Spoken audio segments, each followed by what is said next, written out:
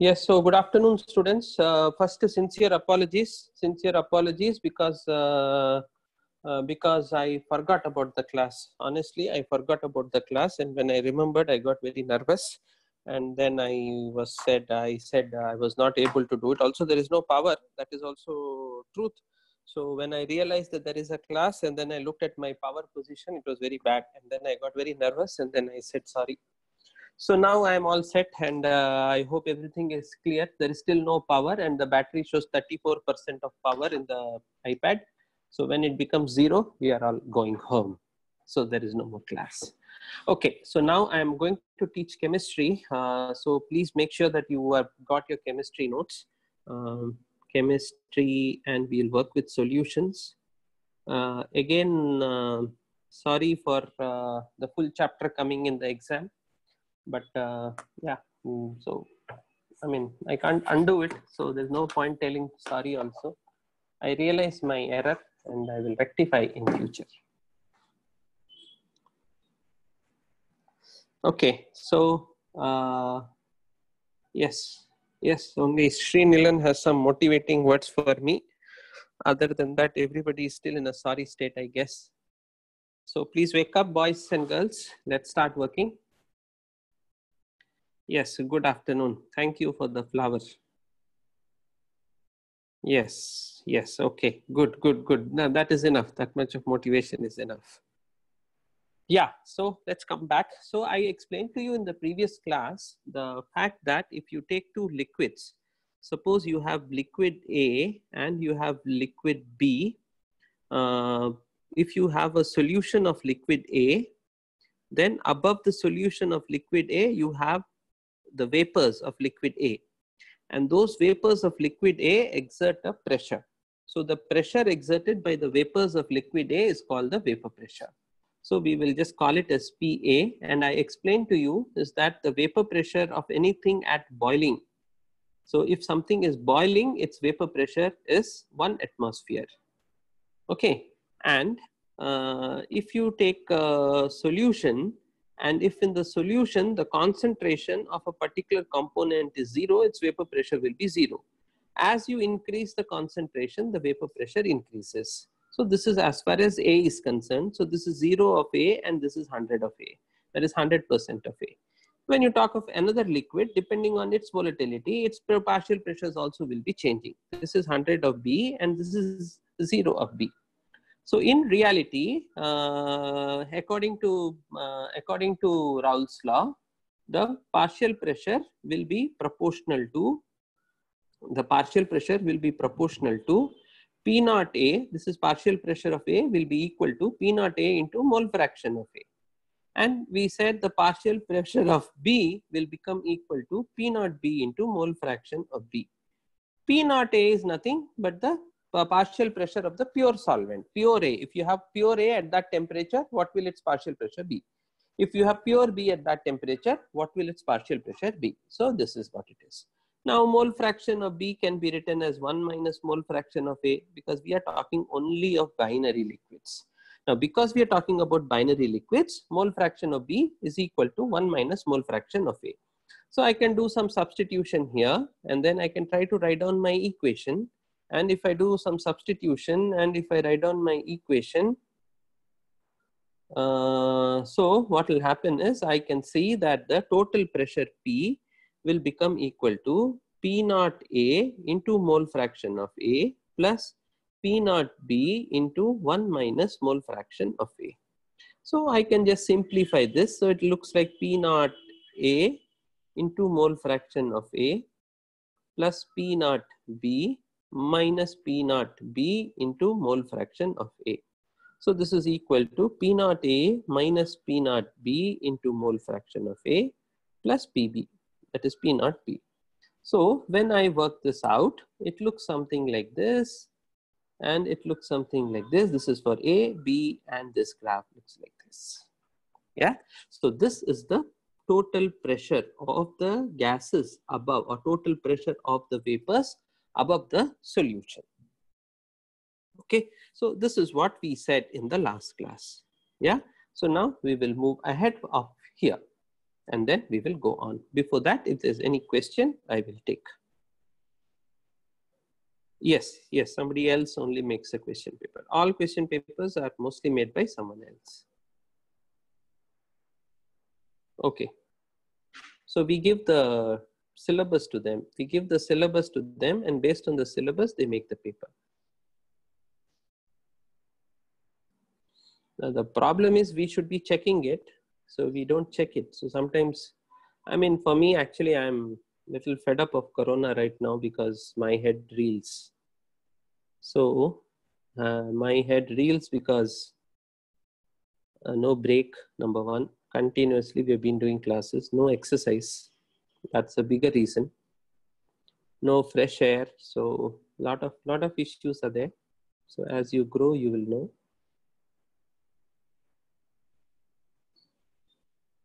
So sometimes you wish you were a child. So I keep thinking about it, wish I was in my 12th standard. You guys might be thinking that 12th standard is the real horrible part. Okay, let's come back. So I was telling you that the vapor, liquid exerts vapor. So the logic that we were trying to give is this, that if you have pure solvent A, then you have the solvent A, and that solvent A molecules, there's an equilibrium between these two, and then these molecules go up, and then there is a pressure. Then I am saying that if you have A and B, so you have the dark ones, the bright ones. The solid ones are B and the hollow ones are A, suppose. Now you see the number of molecules on the surface has decreased.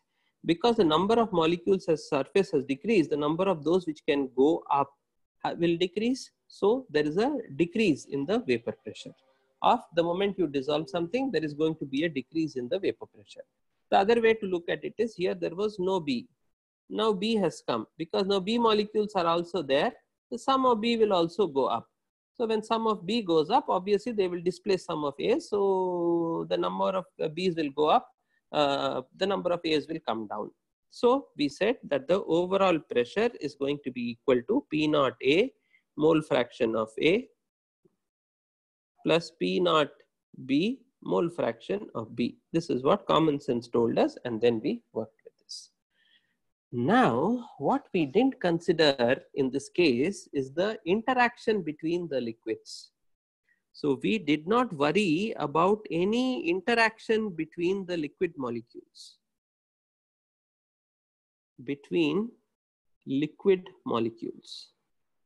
So we assumed there is no interaction between the liquid molecules. So accordingly, there are two types of solutions. So one, there is an ideal solution. And two, there are non-ideal solutions.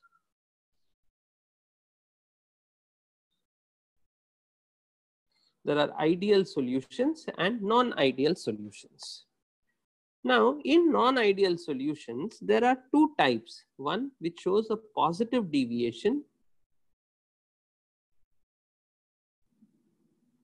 and the other which shows a negative deviation.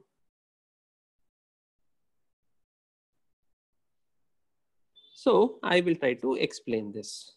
Okay.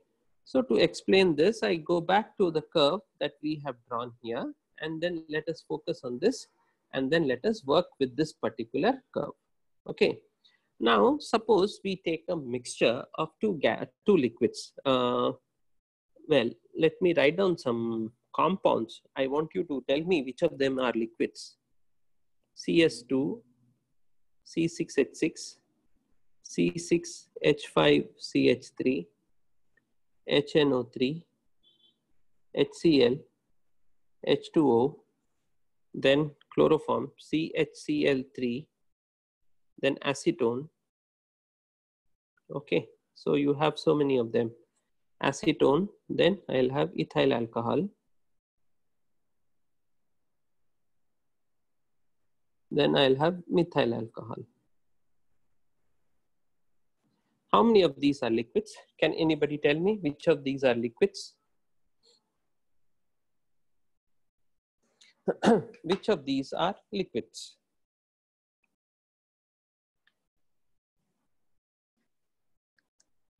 Any guesses? Obviously.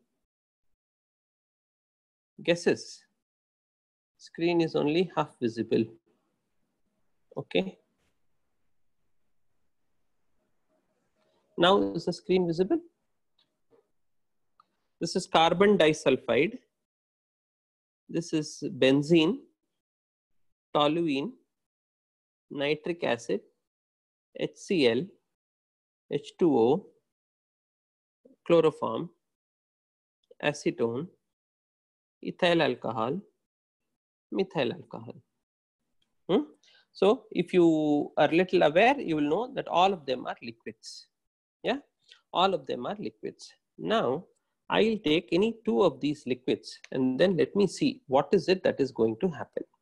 Suppose I take carbon disulfide and benzene. Carbon disulfide and benzene. Can somebody comment on the solubility of carbon disulfide in benzene? Do you think this will be soluble in benzene? Soluble or insoluble? And HCl and H2O and NO3. Yes, all are liquids. Yes. So what Ganesh says is true. All are liquids. Carbon disulfide is also a liquid. Isn't HCl a gas? So assume we are working at that temperature where it's a liquid. Okay, so or we will remove HCl from our list. Yeah. Okay. So I asked you, is acetone is more of a gas, but assume we are working at that temperature where it is a liquid. Okay, so we are working, all of them are liquids. You don't like this, we'll remove it. Okay, now usually, see, when you say HCl, no, you don't get pure HCl. You will only get 33% HCl. So when we say HCl, we mean 33% HCl. Similarly, when you say HNO3, we mean 68% HNO3. So these are always liquids. So 33% HCl, and what is the rest? The rest is water. So we don't already say that it's a solution. We just loosely call it HCl. Anyway, so here carbon disulfide and benzene. So CS2 and C6H6. Do you realize that these two guys are soluble? The reason why they are soluble is because like dissolves like. Both of them are covalent. Both of them are non-polar. So they dissolve 100% in each other. And they will dissolve well. Now, there are no interactions between them. There is no reason for them to interact with each other. Yeah, there is no reason for them to interact with each other. As a consequence, what happens is this solution is likely to be an ideal solution. Okay, so now what I am trying to say is that the deviation from ideal nature comes because of interactions. Okay, interactions between the liquid molecules, So we are having two types of liquids. We are having A and we are having B. So there are going to be three types of forces: AA forces, there will be AB forces, and there will be BB forces. Yeah, so we are going to have three types of forces. We are going to have AA forces, AB forces, BB forces. Now, suppose AA forces are very strong, and suppose AB forces are weak. Okay, AA forces are very strong, AB forces are weak. Now, the moment this was the vapor pressure of A. Now, the moment this was the ideal thing, not a straight line. It is a, okay, some of you will say, I don't understand. Okay, so here it is. So this is the, ideally, this is what we said. But now you see here, AA forces are very strong and AB forces are weak. So the moment I add B into this, I am making a statement that the AA forces will also become weaker. AA forces will also become weaker, and there will be more molecules. That is, the vapor pressure will become more. P naught A plus P naught A into mole fraction of A plus P naught B into mole fraction of B will be this. Okay, this is the ideal vapor pressure. This will be less than the vapor pressure actual. So I am making this statement that if assume the AA forces were very strong and the AB forces are weak, then there will be more of the vapor in the liquid state at that given temperature. The logic that I will define for that is this. Initially, if it was pure A was, each molecule was surrounded by molecules of A. As a result, the force was very strong. Now a few B's have come. So the moment a few B's have come, this force has become weaker than what it was before. So now the liquid can get into the vapor state more easily. So the actual vapor pressure becomes more than the real vapor pressure. Sorry, the theoretical vapor pressure. Actual vapor pressure is more than the theoretical vapor pressure. Do you understand this? To give you an example of this, where AA forces are very strong, AB forces are weak, I will take H2O. H2O, hydrogen bonding, very strong. Now in that I added carbon disulfide. So the moment I added carbon disulfide, what will happen? No hydrogen bonding here, hydrogen bonding here. So hydrogen bonding here becomes weaker. So the moment hydrogen bonding here becomes weaker, more of the gases can escape into the vapor phase. So the actual vapor pressure will be more than the theoretical vapor pressure. Do you understand this?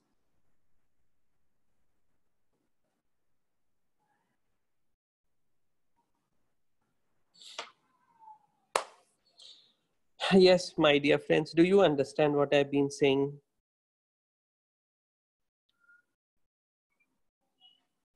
Yeah, I'll repeat. Let me first see how many of them have understood. Yes, few more, quickly. Yes, okay, so I will repeat. So I will repeat in another context. Okay, so I will repeat in another context. I am saying now I have taken a gas, I have taken H2O, and to that H2O I have added HNO3. I have taken H2O, to that I have added HNO3. So here this is AA forces, and I'm talking about AB forces, and I'm talking about BB forces. So AA forces are basically the force between water molecules. AB forces are the force between water molecules and HNO3. BB forces are the forces between the molecules of HNO3. This I'm not really bothered because, you know, I've added little bit of HNO3 into this solution. Now already there is a strong AA force, but this AB forces are also pretty strong. Why? Because they react. H2O reacts with HNO3 to form some H plus NO3 minus, and then you see this is positive, this is negative, and now these two fellows, there will be a strong bond between them. As a result, now the force increases. So AB forces are stronger. AB forces are stronger than the AA forces. As a result, this time what should have been like this? Now the actual vapor pressure will become less than the theoretical vapor pressure. Actual vapor pressure will become less than the theoretical vapor pressure. Yeah. In the previous case, I explained why the actual vapor pressure becomes more than the theoretical vapor pressure if AB forces are weaker than AA forces. In the previous question, H2O2 is a polar molecule. Carbon disulfide is a non-polar molecule. So earlier, when H2O was surrounded by H2O from all sides, so very nice hydrogen bonding was there. Now in between, this has been replaced by a carbon disulfide, no hydrogen bonding. In between, this has been replaced one by carbon disulfide. So there is no hydrogen bonding. So the moment you added carbon disulfide, the AA forces became weaker. Now because AA forces became weaker, there will be more of the vapor in the liquid state. Because of more in the liquid state, the vapor pressure here increases. So the actual vapor pressure is more than the theoretical vapor pressure. While in the next case, the actual vapor pressure is less than the theoretical vapor pressure. So we have seen a situation where there is a positive deviation. We have seen a situation where there is a negative deviation. This is what is referred to as a negative deviation. Whenever there is a decrease, the actual vapor pressure is less than the theoretical vapor pressure, we say there is a negative deviation. If the actual vapor pressure is more than the theoretical, we say it's a positive deviation. Okay, so I want you to think silently for 2 minutes and write down whatever comes to your mind, and then I will talk again. So I wait for 3 minutes and I want you all to write notes. We have still not defined ideal and all that. So after this, we will relook at the definitions of each and then complete it. So first in your mind, please understand this. And there is a small work for you. I want you to look at this and tell me which combinations will have positive deviation, which combinations will have ideal behavior, and which combinations will have negative deviation. That is why we wrote down so many liquids. So first, please make a note of all these liquids: carbon disulfide, benzene, toluene, HNO3, H2O, CHCl3, acetone, ethyl alcohol, methyl alcohol. Okay, then please look at this and try to identify, understand positive deviation. Understand the story of H2O and carbon disulfide. Take 2 minutes and please write some notes for yourself. If possible, please write some words. I will be back in a second. How to check whether a solution is ideal or non-ideal, Senthil explained. Here, if AB forces are greater also, that may decrease the force between AA. No, it will increase, because now A is holding hands with the 10 people. You have removed one person and put a stronger force there. So the we are talking about the net force. So the net force will only increase, it won't decrease. But here also there is hydrogen bonding. I am not saying hydrogen bonding is vanishing. I am saying hydrogen bond is reducing, because hydrogen bond comes when one H2O is surrounded by H2O on all sides. Now one side there is no H2O, there is CS2. So it will decrease. Okay. If we consider interaction between particles, actual vapor pressure is large than the ideal vapor pressure. Positive deviation. Sir, but AA bond may break due to B. Okay, so what? Hey Abhishek, no talking about other unnecessary things. Let's focus about ideal solutions, non-ideal solutions. Okay, there is an assignment given to you on differentiation. Do it if you want it. Don't do it if you don't like it. Okay, let's talk about AA, AB, BB. So we still have a lot of problem there. My dear friends, I am saying, suppose there was H2O. So there is O, there is H, there is H. Okay. Then there is another H2O, H, H. There is another O. There is H, there is H. Okay. There is another O. There is H, there is H. There is another O. There is no H for this poor guy. Okay, H here. So we will make this. Yeah. So now you see, this is the initial situation. Do you understand this situation initially? Yeah. So there are some forces existing here. There will be another O. There will be an H. There will be an H, and there is water. Water has been formed here. Now, suppose I remove this fellow and replace it by a carbon disulfide. Carbon. I'll change color. Carbon, sulfur, sulfur. Double bond, double bond. Now this bond will not be there. This bond will not be there. This bond will not be there. This bond will not be there. This bond will not be there.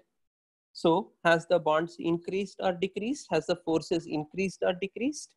Obviously it has decreased.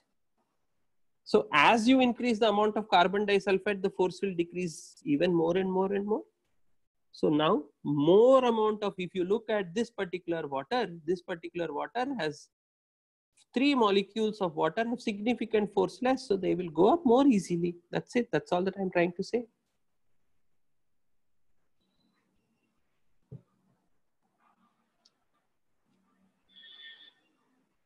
Okay, so that's what I'm trying to say. I'm not saying that hydrogen is vanishing, hydrogen bonding is vanishing and all. I'm just saying that even if you take out one water and then put so much, If you take out one water and put a carbon disulfide, the net forces will decrease. Okay, so, okay. Alcohols with water and HNO3 show negative deviation. Okay, can you explain again the case of H2O and HNO3? Okay, I don't mind explaining the case of H2O and HNO3. So here I have H2O. I have shown you this H2O. I hope all of you look at H2O and understand that H2O looks like that. Now what has happened is, to H2O, I have added HNO3. Now, the moment I have added HNO3, now what will happen is this will become H3O plus NO3 minus. Yeah, H2O will become H3O. H plus doesn't exist in water. It exists only as H3O plus and NO3 minus. Now, do you see that here there is an attraction between a positive charge and a negative charge? Now, do you understand that attraction between positive charge and negative charge is stronger than hydrogen bonding?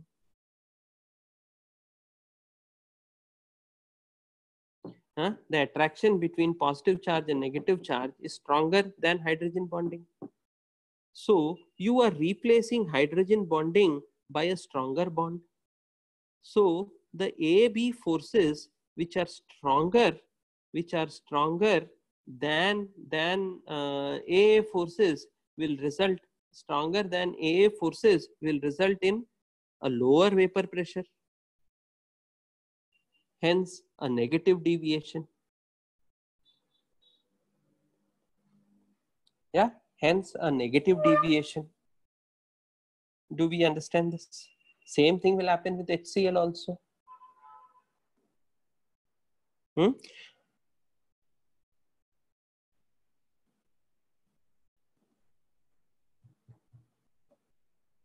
Yes, let me come back. Yes, okay, okay. Other members, please. Sir, an ideal solution is one where the intermolecular are absolutely zero. Yes, exactly. Exactly. So if the intermolecular forces are zero, say for example, from the given expression that we have, if you take carbon disulfide and if you take benzene, or if you take benzene and if you take toluene, these two will almost form an ideal solution. The reason why they will form an ideal solution is no hydrogen bonding, exactly similar bonding, both are covalent, and they are soluble in each other. There is no reason for any interaction between AA. So AA forces, BB forces, and they are almost equal to each other. So there is not going to be any interaction between them, or the interaction is not going to give anything more. Interaction will be there, but the AB forces are equal to AA forces are equal to BB forces. In such case, you will get an ideal solution. Okay, so an ideal solution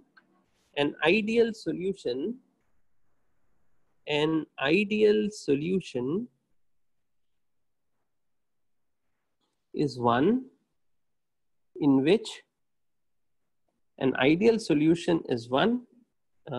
in which we want to talk about more. First we'll say simple, which follows Raoult's law. Then we are saying that we will say that AA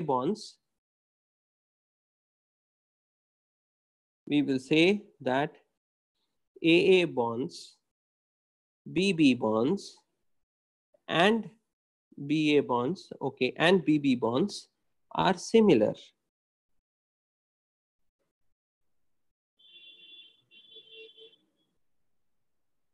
Okay, in such cases, delta H of the solution is 0. In case delta H of the mixture is 0. In such cases, delta V is also equal to 0. That means when you form the solution, there is no increase in volume, and when you form the mixture, no heat is released. It is still a spontaneous process because delta G is equal to delta H minus T delta S. So this is 0. So minus T delta S will still make delta G negative and spontaneous. So it is spontaneous, but the delta H of the mixture is 0. That means no heat is released or absorbed when the mixture is formed. They readily form a mixture with each other without any issues.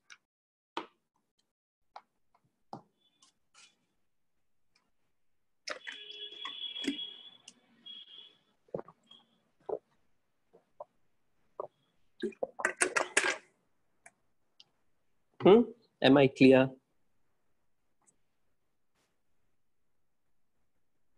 Am I clear? Yes. Okay, very good. So this is an ideal solution. So a non-ideal solution in which delta H is not equal to 0. Delta V is also not equal to 0. Now you tell me if AA forces are stronger than AB forces. Than AB forces. Tell me whether it will be positive deviation or negative deviation. Positive deviation or negative deviation. You tell me, think about it. Give an example first. H2O. In H2O, I am adding benzene C6H6, or I am adding carbon disulfide, or I am adding toluene. In all these cases, these are all non-polar solvents. Non-polar. This is polar. So AA forces are stronger than AB forces. So when you mix them, what will happen? Force will reduce. So if force will reduce, so the vapors will go up faster. So this is positive deviation. So because it is positive deviation, can I say that delta V will also be positive? That is, volume will increase. Because earlier they were tight forces, so they were all held to each other. Now few of those good bonds have broken, so now the volume will increase. Also, stronger bonds have been broken and weaker bonds have been formed. So delta H will be positive, that is endothermic.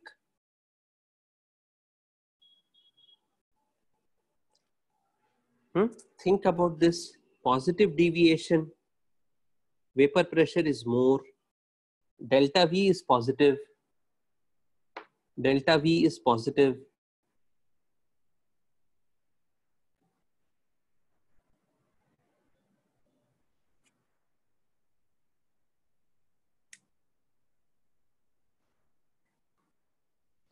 Delta H is also positive.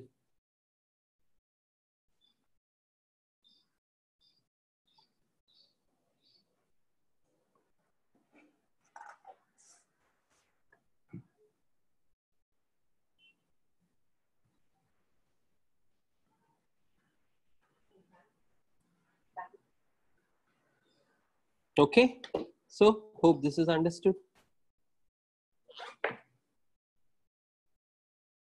No. I don't want to think like that, Kishore. I don't want to think that force is inversely proportional to volume. No, I don't want to think like that. I just want to think like this, that look, initially the molecules are all held to each other by a strong force. Okay, and so many of them were escaping.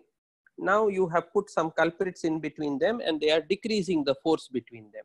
So now also they are holding to each other, but they are not holding as strongly as they were before. So now some of them can go up faster. So if some of them can go up faster, there was positive deviation. Then if some of them can go up faster, also I am seeing that strong bonds are broken and weaker bonds are formed. So bond means energy. So for breaking bonds, you need energy. Bond formation, you release energy. So stronger bonds are broken means more energy required than energy released. So I said delta H is positive. And then I am saying that volume, earlier they were holding tight, now they are not holding as tight. So volume will decrease. Sorry, volume will increase. So I said this is positive deviation.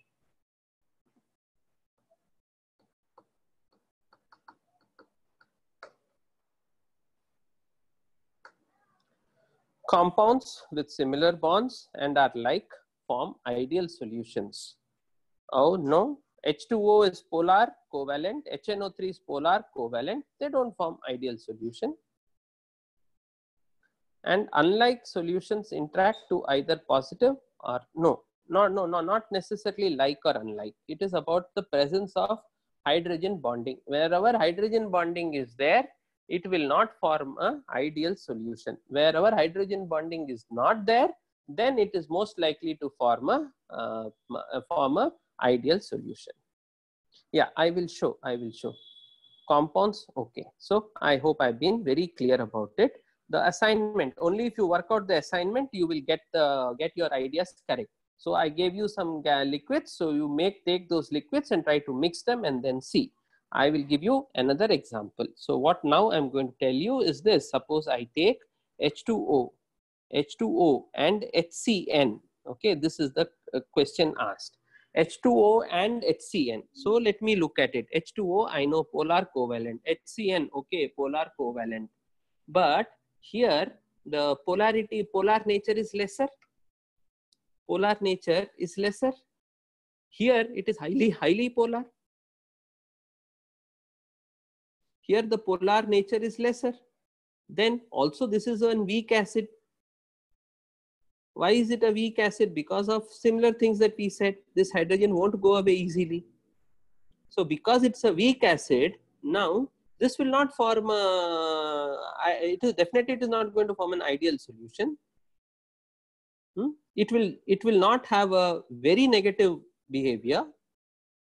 It may have very close to ideal kind of a solution. So that is what I can say out of it. It will still break up to form H3O plus and Cn minus. There will still be some, but it is a very weak acid. So this won't be formed to a great extent. Because it won't be formed to a great extent, it will still have negative deviation, but much lesser than HNO3 or HCl, because these dissociate 100%. This guy doesn't dissociate 100%. Okay, so I hope I've been able to explain. So what I want you to do is I want you to take carbon disulfide and CCl4. First tell me whether these two guys will dissolve in each other or not. Now, if these two guys dissolve in each other, tell me whether it will be an ideal solution or not. Then you take carbon disulfide and you take H2O. Then you tell me whether it is positive deviation, negative deviation. Then you take ethyl alcohol, C2H5OH and H2O. And then tell me whether it is positive deviation or negative deviation. Then you take HNO3 and H2O. And you tell me whether it is positive deviation or negative deviation. So you try to work. Only when you try to work, your logics will come out. So in my opinion, this will have positive deviation. Positive deviation means delta H positive. That means endothermic. Endothermic. Delta V also is positive. Huh? Yeah. C2H5OH. C2H5OH. C2H5OH and H2O. Both are almost similar. Hydrogen bonding here, hydrogen bonding here. Almost OH. Almost similar. So close to an ideal solution.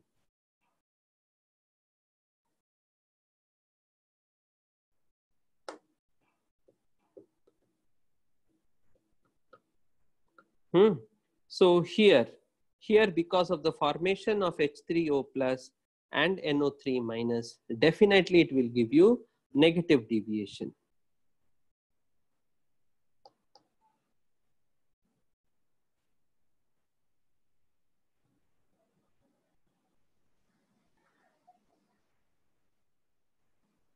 It will give negative deviation.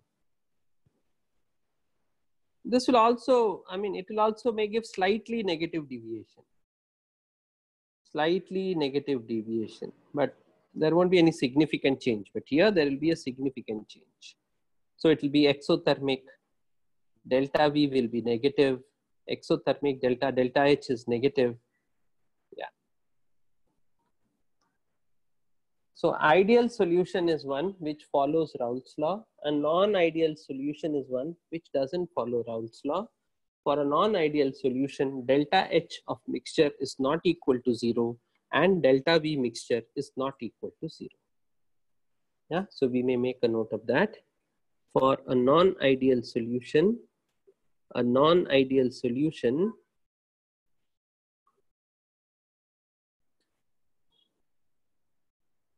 is one in which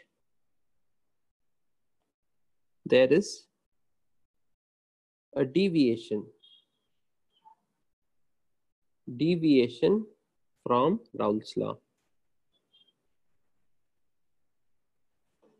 Such a solution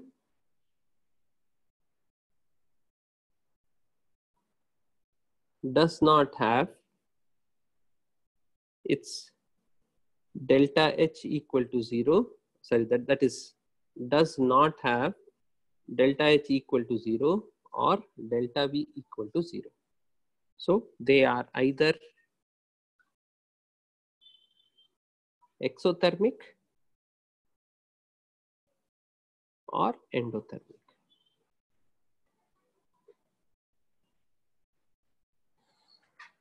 I hope this is correct. I'm not correct. I hope this is understood.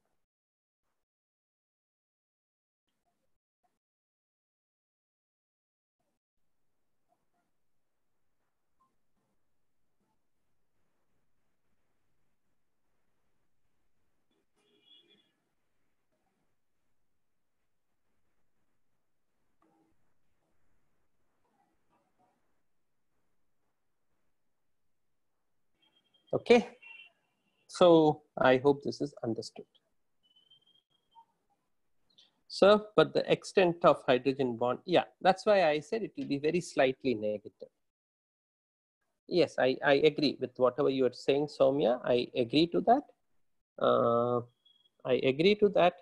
Extent is less, so it should have slightly, it is not going to be an ideal solution. It is going to be very close to an ideal solution, but there will be slight deviations from there.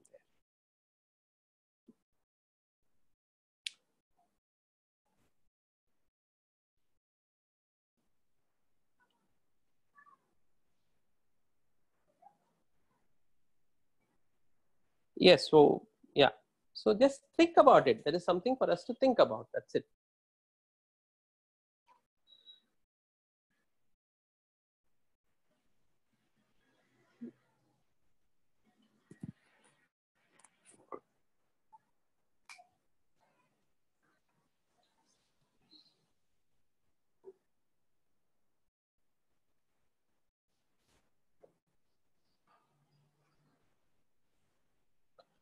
I agree, Soumya. Your thought process is right. The extent of hydrogen bond in C2H5 is less than that of water. So there will be a slight positive deviation. I'm right. I mean, you are right.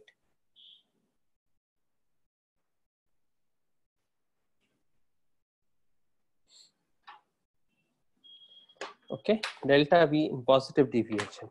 Okay, you want me to explain delta V in positive deviation. Okay, delta V in positive deviation. Suppose I have H2O. Okay, in H2O,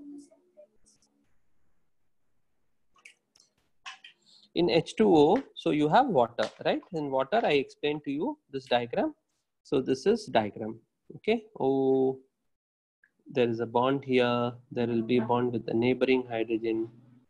This is O here. This is O here. There will be neighboring one of hydrogen will be there. Hydrogen, O. These are the real bonds. These are the hydrogen bonds. These are the hydrogen bonds. So there will be an O. These are all the hydrogen bonds. So these are the hydrogen bonds. So this is how water molecule will be there. Okay. So now this is ideal water. Okay. It has some boiling point. Yeah. Now they are all tightly held. So the moment you take any one molecule here and you replace it with carbon disulfide. So this is becoming carbon, this is becoming sulfur, and this is becoming sulfur. So you are having carbon disulfide. Okay, So if you are having carbon disulfide, look, now these bonds will all be broken. These bonds won't exist. So the number of bonds which are pulling the water will now be less, right? So when you mix, if they were earlier, they were very close to each other because of the force. Now because the force has increased, what will happen to delta V? Delta V will increase. That is, volume will increase. That is, delta V will be positive. Also, we have broken OH bonds, which are strong, and we have not replaced them with anything. So for that bond breaking, you need energy. So delta E is also positive. This is also positive. That is, volume is increasing and energy is required. So it is endothermic. This is showing positive deviation. Okay. Yeah. So same thing with HCl or HNO3. Yeah. So I explained. Sir, can you explain delta V is positive? I explained. Can you explain the positive deviation? I explained. Sir, is change in volume not related to vapor pressure? No, no, no, no, no. Change in volume is the volume of the solution. If you take 100 ml, in that you add some amount of carbon disulfide, the volume will increase little bit. The volume will increase little bit. That is what we are saying.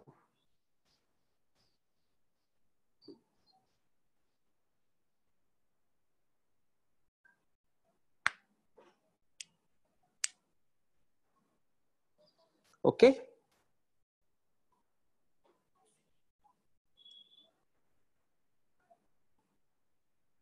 Change in volume is not related to the vapor pressure. We are just talking about mixing. We're just talking about mixing. So just imagine 10 of you, I ask you guys to hold each other and strong and stand. And there has been a constant pull from outside and you all have been able to survive. Now I ask 4 of you to leave your hands. So now the same outside pull is there. So if the same outside pull is there, definitely they'll be able to pull you with a greater extent, greater force now. So your volume will increase. So your volume will increase. So that is what we are trying to say. Okay. So I hope you are able to understand ideal solutions and non-ideal solutions. Okay. If you understand ideal solutions and non-ideal solutions, we can move ahead and we can learn about something more. Something more that I can tell is this, that suppose I am making HCl in the lab. I am making HCl in the lab and I ask you a question. Yes, boys and girls, tell me, how will you collect the gas? How will you collect the gas? So I have a hypothetical chamber here. In this hypothetical chamber, HCl gas is coming, is being liberated. Okay. So HCl is liberated here. How will you collect this gas?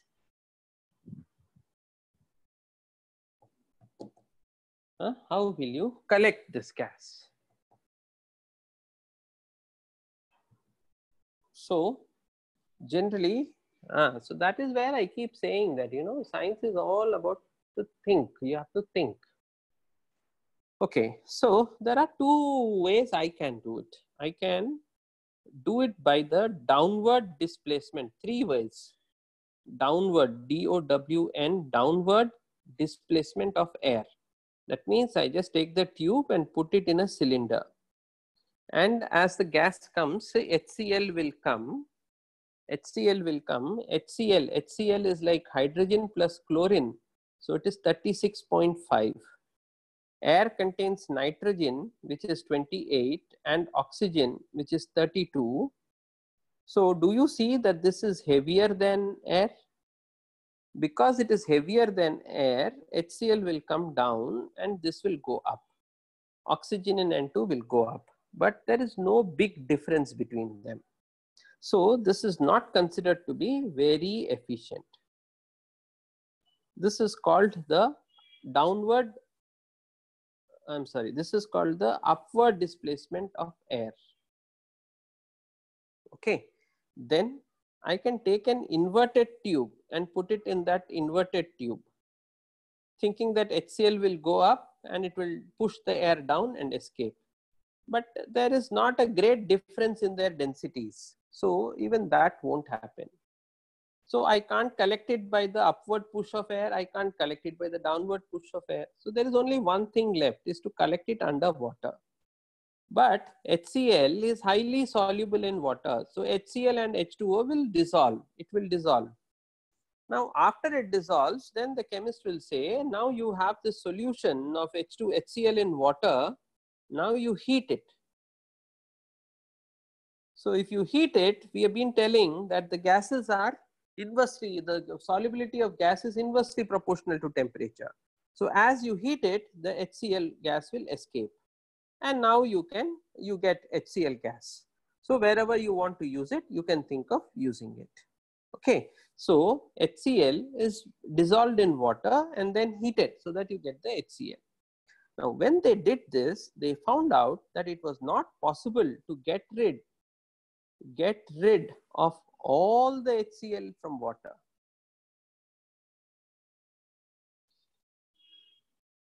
That means initially, as temperature increased, HCl came out up to a particular point. Now beyond a particular point,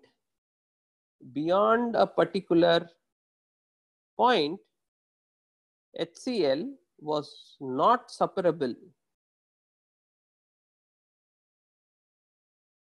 from water. That means they had a common boiling point. The solution had a single boiling point. Initially, the solution had two liquids, HCl and H2O. Each had their own boiling point. So as you heated it, the HCl, which has a lower boiling point, escaped.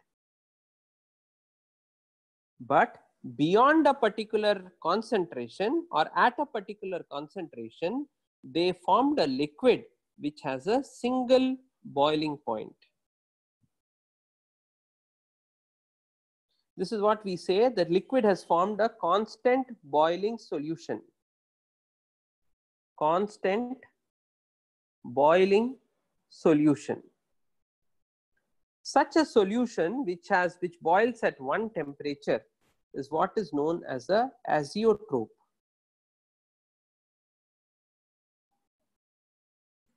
Such a solution which boils at a constant temperature is called an azeotrope.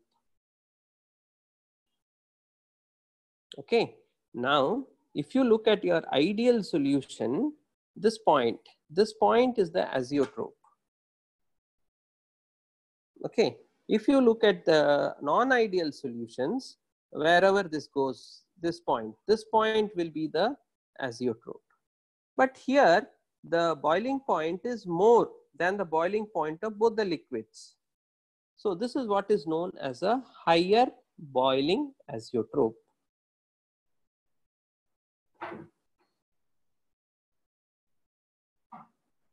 This is known as a higher boiling azeotrope. Now in case of negative deviation, somewhere around this point, there will be a boiling point of the mixture. So this is what is a lower boiling azeotrope. So whichever shows negative deviation, that will give you a lower boiling azeotrope. Whichever shows positive deviation will give you a higher boiling azeotrope. That is minimum boiling azeotrope and maximum boiling azeotrope.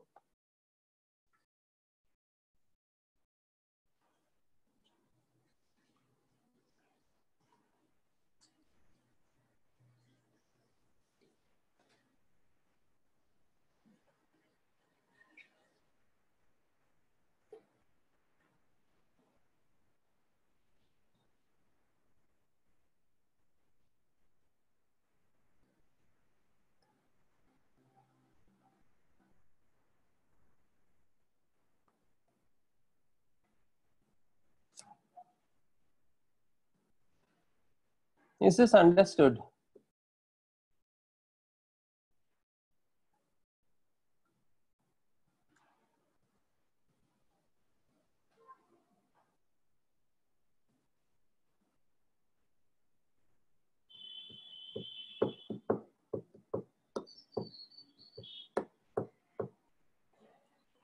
Oh, I'm making a mistake with the lower boiling, higher boiling thing. I'll explain it again.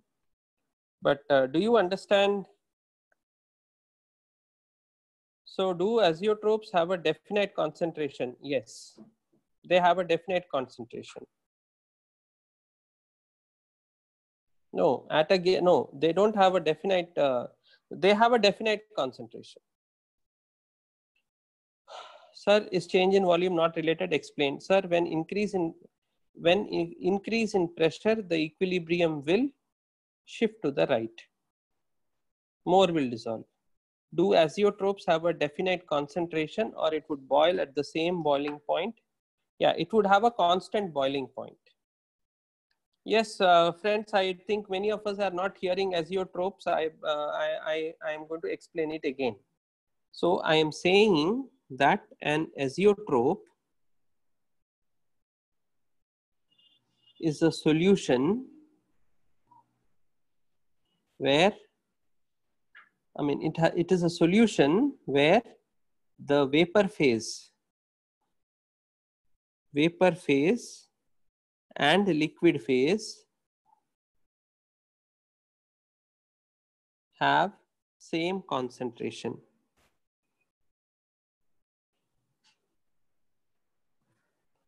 I gave you the example. Initially, suppose I take HCl and water and I keep heating it, HCl goes up. Okay, but beyond a particular concentration, both HCl and H2O go or vaporize together. Both HCl and H2O vaporize together. Okay, such a solution is referred to as a constant boiling azeotrope. What is constant? The composition of the vapor phase and the liquid phase is constant. For that liquid, there is one boiling point. For that liquid, there is one boiling point. Now, okay, this much is it understood?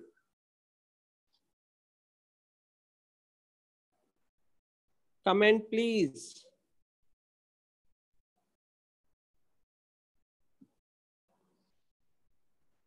Okay. Okay. Now, if a solution, if a binary mixture has negative deviation, see, you have to understand, boiling means what? Boiling means that temperature at which vapor pressure will become 1 atmosphere. Okay, vapor pressure will become 1 atmosphere.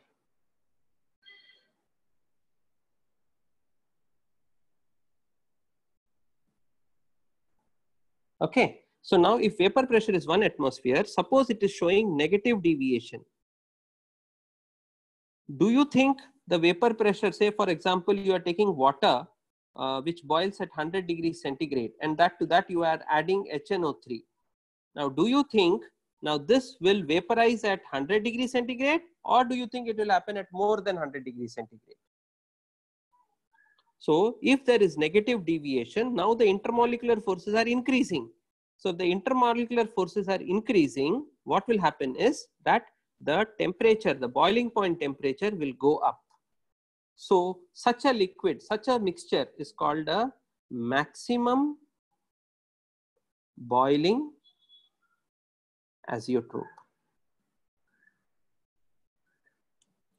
On the other hand, if there is a positive deviation, this vapor pressure of 1 atmosphere will arrive at a lower temperature. because the temperature has become lower, it is called a minimum boiling azeotrope. Okay, this is the only part of the chapter where you need to think and where you need to work. So I will just leave it now. You think about it. Next class, I will explain azeotropes again and then work from azeotropes again. Okay, I apologize for my forgetting the class today. I forgot the first class, so shouldn't happen. Okay, so this is the third slide. This is the fourth slide. This is the fifth slide.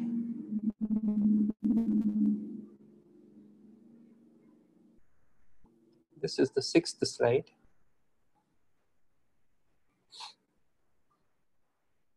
This is the seventh.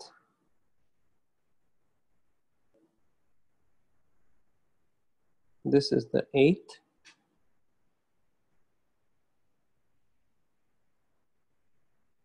This is the ninth.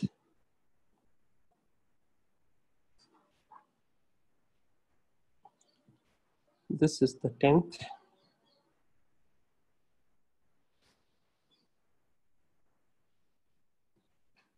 This is the 11th.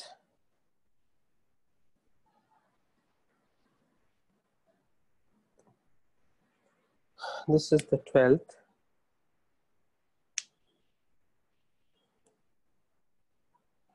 Here is the next one.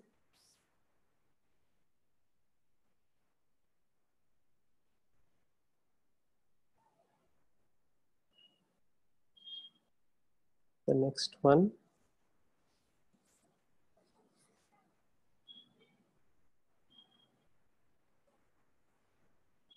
Next one.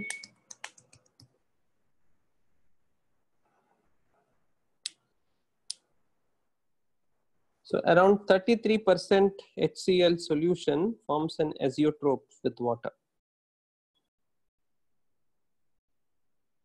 So there's a constant boiling solution that is, yeah.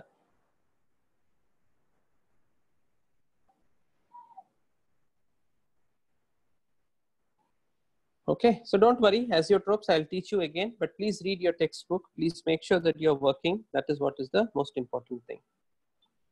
Okay, the next class is tomorrow. Why not? Unless I again forget tomorrow also. So azeotrope is defined for real solutions also. 15th slide. Azeotrope is defined for all kinds of solutions.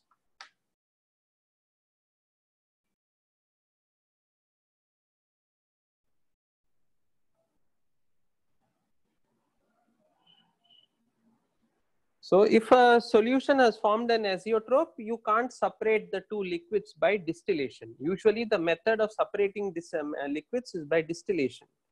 So if they form an azeotrope, you can't separate them by distillation.